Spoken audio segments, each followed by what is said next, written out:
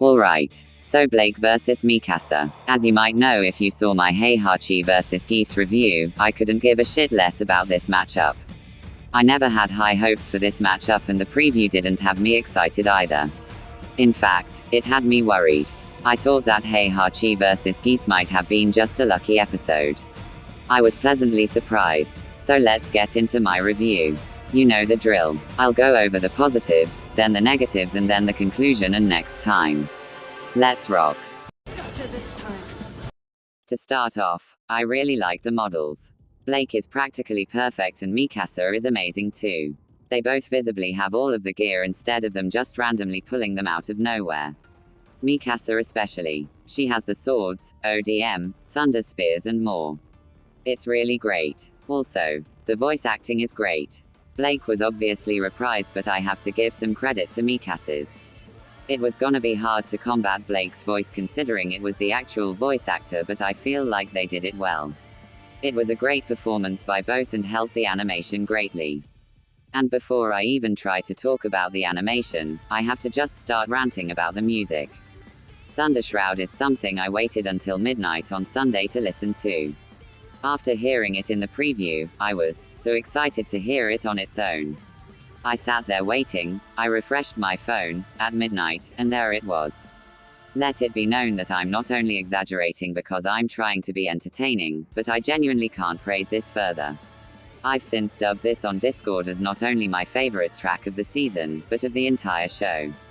This is an absolute banger and I cannot go a day without listening to it. Let's list off all the things that I absolutely fucking love.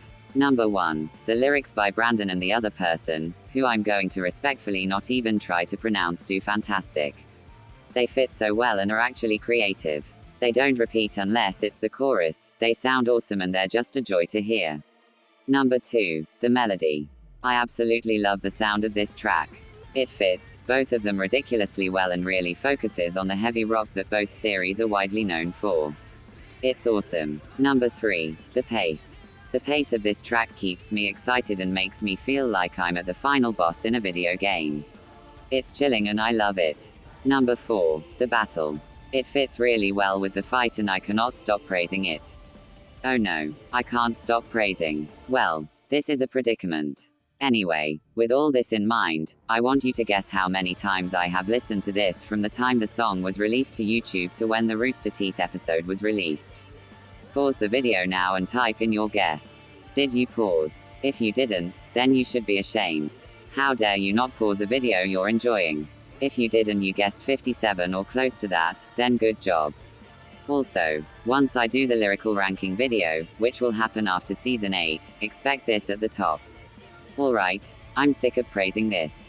What else to mention? Oh yeah, the animation. I was gonna do that, wasn't I? Then I started the rant. Anyway, there's some good moments here. I liked when Blake got her arm cut off. It felt decently impactful and Blake didn't pull a Sanji and actually reacted to it. And I did actually like the death. Blake pulling an Uno reverse and throwing it in Mikasa's chest was pretty cool. And I loved when Mikasa turned into Fire Lord Ozai and exploded. That was cool. I am a little disappointed that there was no remains but what you gonna do? Oh, and the shot of the Titan shadow was frickin' epic. Loved that. And the conclusion was relatively decent. Both that and the analysis covered what they needed to. Alright, I have to go to hating on this now because I'm genuinely struggling to praise it more. Alright, so this is Future Illusion here to tell you that I completely disagree from what I said about Mikasa's model. I can't believe how much it looks like a Ruby character and some of the moments look too hilarious for me to just ignore. Seriously, it's kinda bad. Okay, onto the negatives. The analysis isn't very entertaining. Blake's felt super short and Mikasa's didn't have a single good joke in it. It was a lot more in depth though, but that's kind of a problem to me here. Blake gets literally no spotlight in the entire episode and that's annoying. I'm not sure how they managed to make the clear winner have no spotlight, even when she wins. To show you the difference, while Mikasa gets 5 full sentences, Blake gets 3 very short interactions. And while I do still like the death, it doesn't feel climactic at all. As I said, the lack of spotlight for Blake is a big reason why. Next, It's the animation.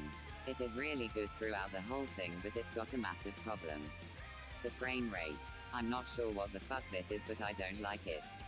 It's not like All Might vs. Might Guy where it's so good that I can brush past it.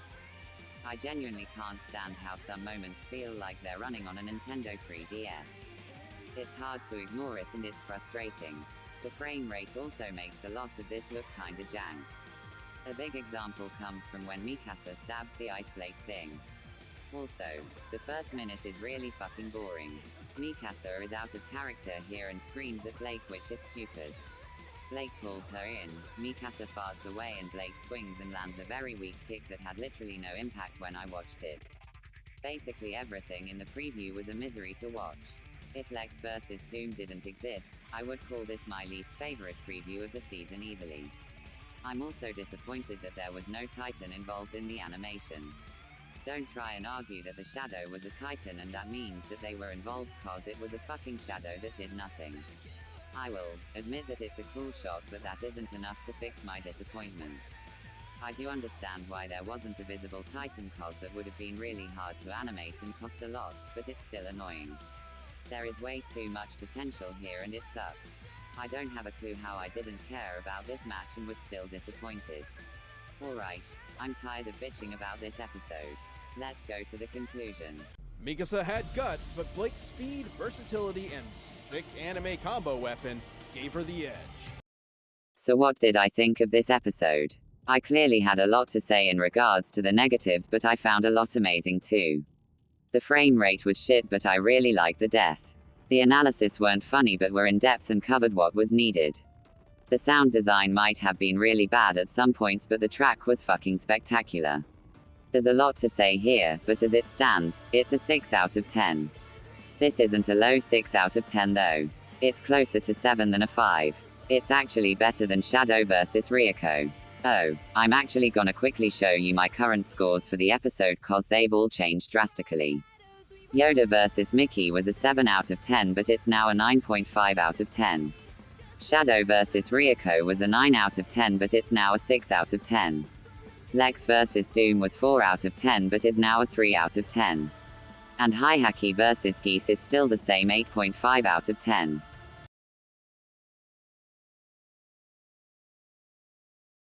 Alright, now the next time, which made me both really hyped and really annoyed.